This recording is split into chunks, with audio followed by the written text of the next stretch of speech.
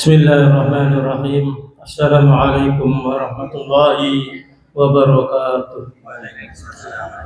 Innal hamdalillah nahmaduhu wa nasta'inuhu wa nastaghfiruh wa na'udzu billahi min shururi anfusina wa min sayyiati a'malina. May yahdihillahu fala mudilla lahu wa may yudlil fala hadiya lahu. Wa asyhadu an la ilaha illallah wahdahu la syarika lahu wa asyhadu anna Muhammadan 'abduhu wa rasuluh. Ya ayyuhalladzina amanu taqullaha haqqa tuqatih wa la tamutunna illa wa antum muslimun. Para jamaah, bapak-bapak dan ibu-ibu sekalian yang semoga senantiasa dirahmati oleh Allah Subhanahu wa taala. Pada pagi hari ini saya ingin menyampaikan sesuatu yang mudah-mudahan sesuatu ini bisa menambah kuat keimanan kita, khususnya kepada percaya kepada Al-Quran Karim. Para jamaah banyak berseliweran di medsos bahwasanya misalnya untuk apa berkorban, itu pemborosan. Ada itu sejak dulu ada ungkapan-ungkapan yang seperti itu. Serangan-serangan kepada pikiran-pemikiran kita itu senantiasa ada. Ada pula yang mengatakan, dan ini langsung orangnya ke saya mendengarkan langsung, orangnya lulusan dari negeri Belanda sana kuliahnya. Untuk apa haji? Haji itu dibujuki orang Arab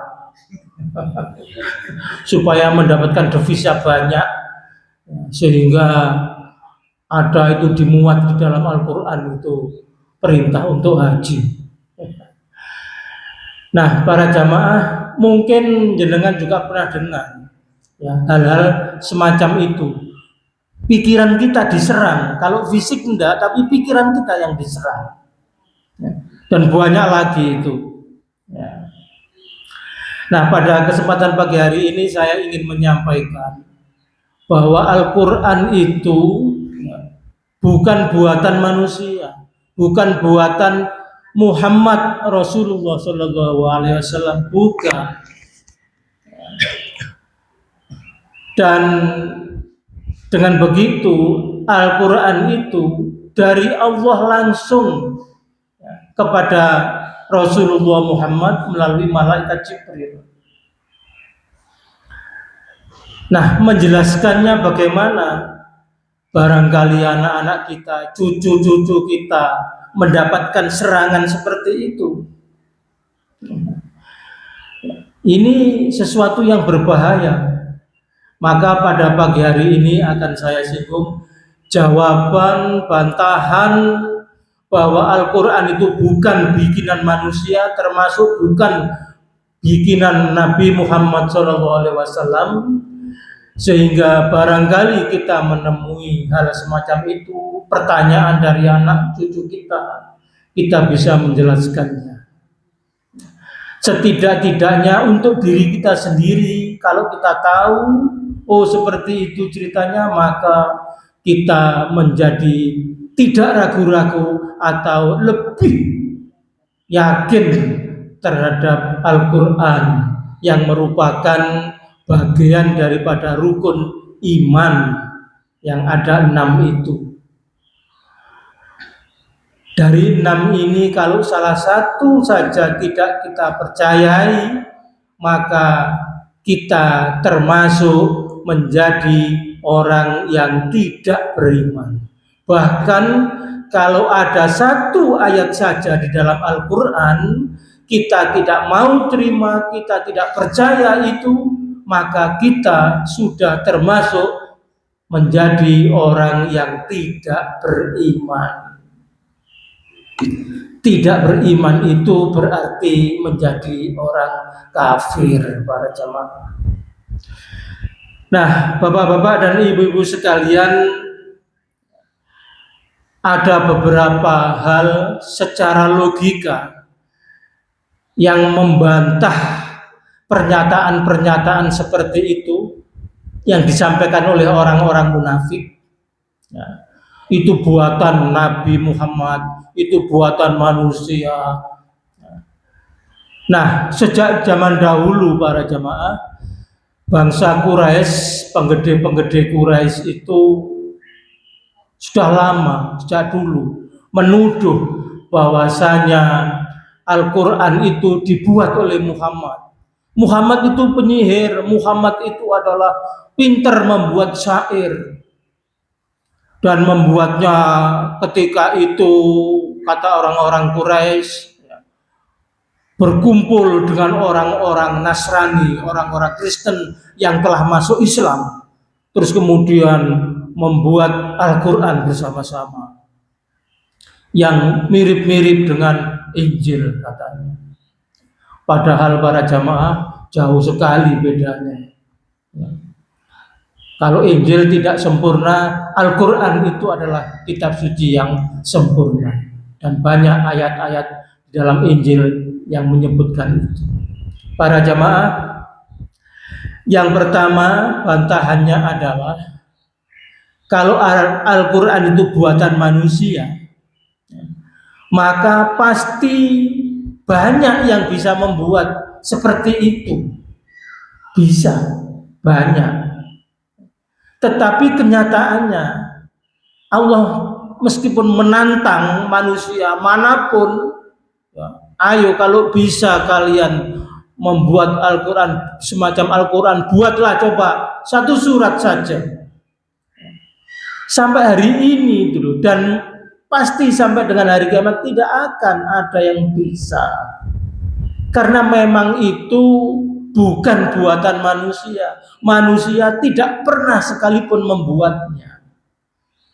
Jadi sudah pasti manusia tidak bisa membuatnya. Dulu pernah ada yang coba-coba membuat Musailamah Al-Kadzab, membuat satu surat, tapi lucu, dan sekian tahun membuat satu surat saja, itu masih lucu. Lah Rasulullah ini dari Allah sudah segini tebalnya. Itu berapa tahun? 23 tahun. Ya. Coba kalau membuat belum hadis-hadisnya, sangat produktif, dan itu tidak bisa dilakukan oleh manusia biasa. Manusia yang paling produktif tidak akan bisa para jamaah.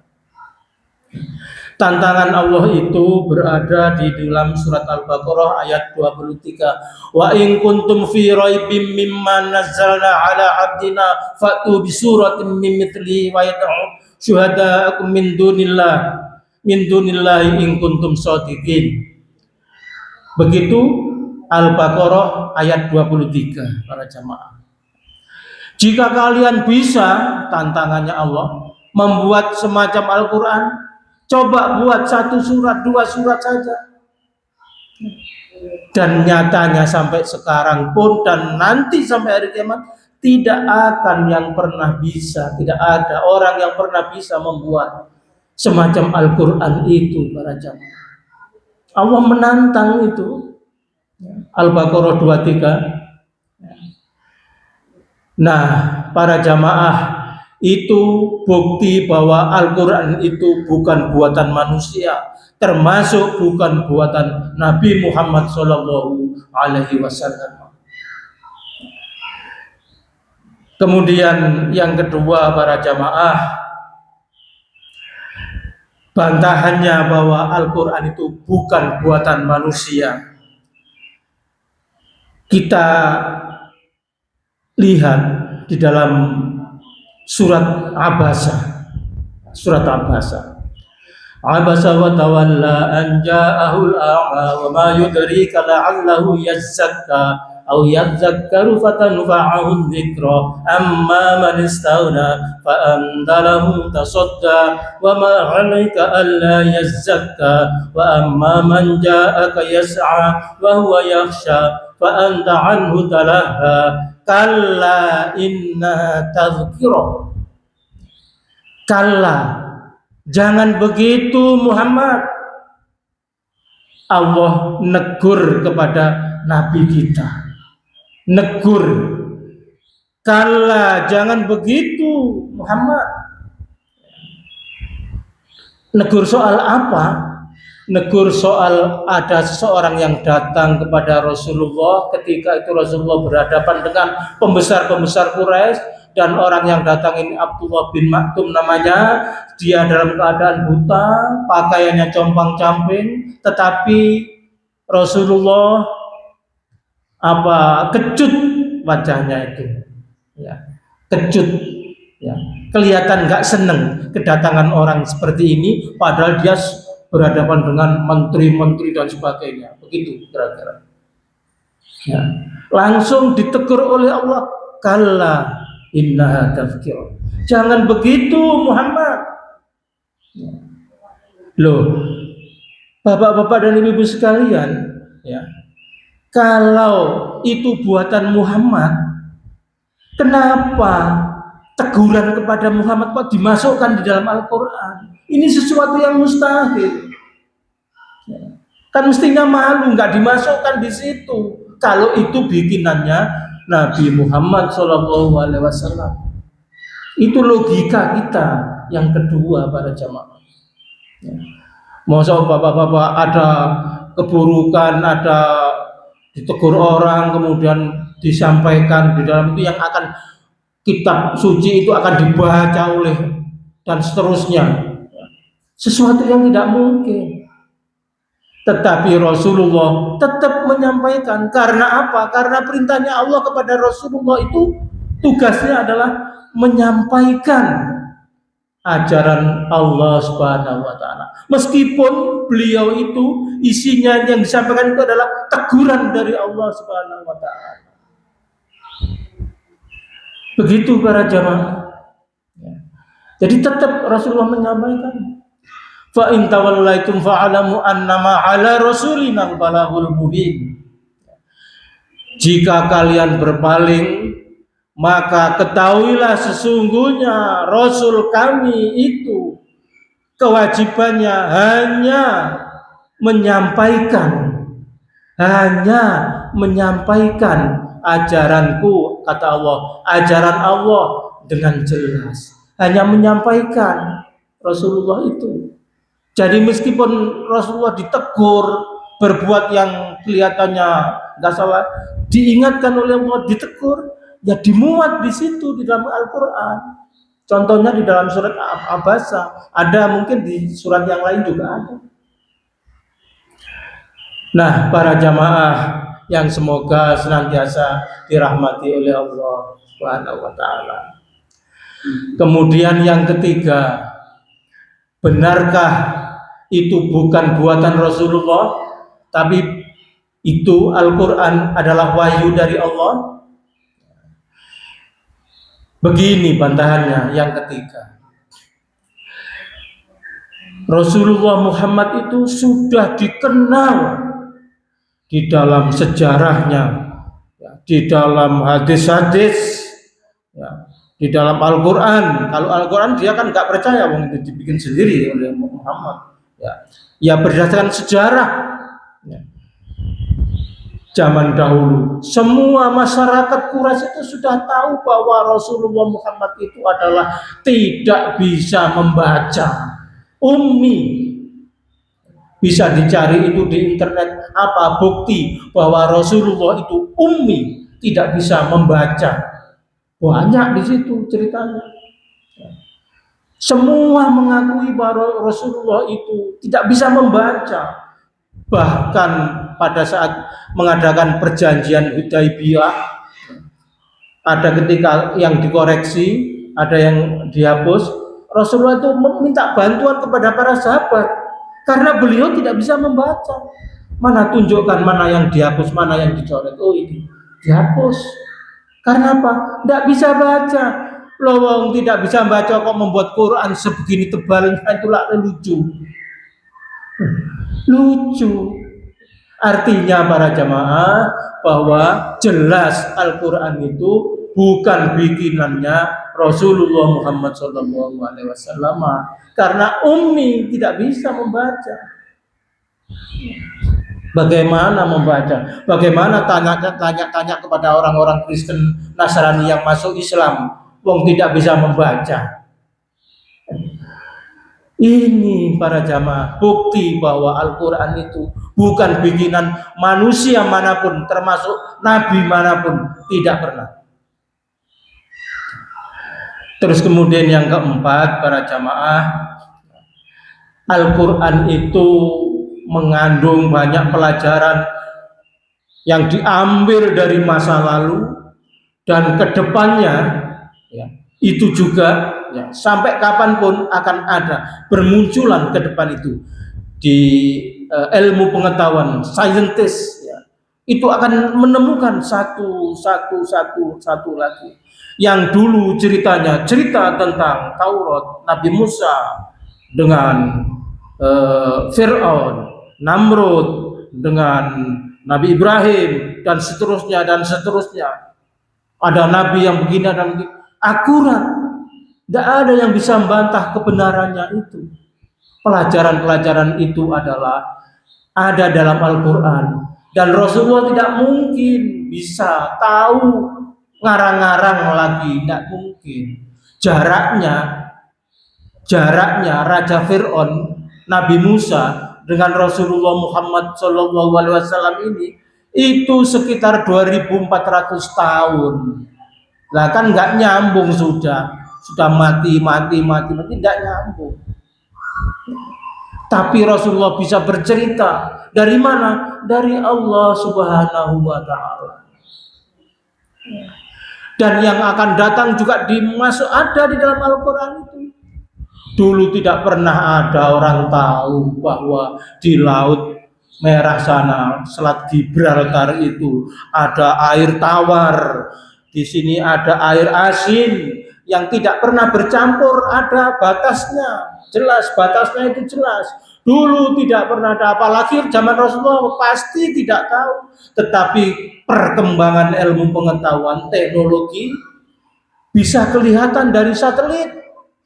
Oh, kok ada batas itu, apa ini? Garis ini di Selat Gibraltar. Ternyata setelah diselidiki, oh ini asin, oh yang ini tawar, tidak bisa bercampur.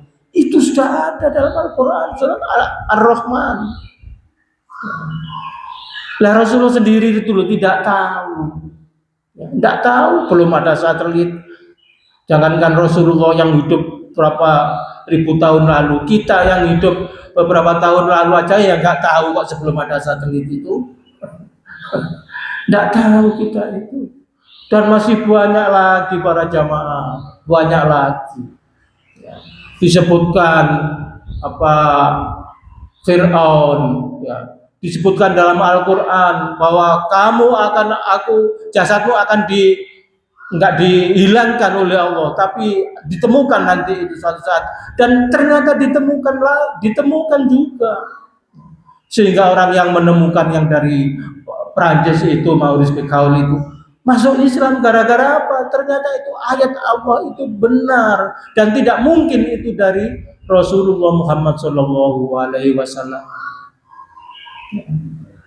Para jamaah, jadi itulah ya logika kita, ya, bantahan kita manakala ada orang yang menyerang pikiran kita, menyerang anak-anak kita sehingga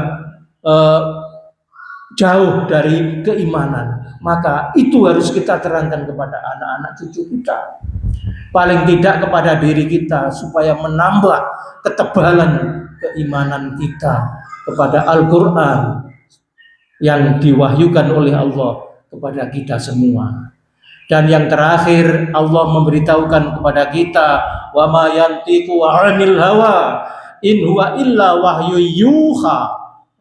Begitu Allah memberitahukan kita di dalam surat An-Najm, surat nomor 53 ayat 3 dan 4. Saya ulangi, wa ma yantiqu 'anil hawa in huwa illa wahyu yuha. Begitu artinya, dan tidaklah yang diucapkan itu Al-Quran itu menurut keinginannya. Menurut keinginannya siapa? Keinginannya Rasulullah Muhammad. Tidak. Bukan menurut keinginannya. Ini Al-Quran. Tidak lain Al-Quran itu adalah wahyu yang diwahyukan kepadanya, kepada Muhammad. In huwa illa wahyu yuha.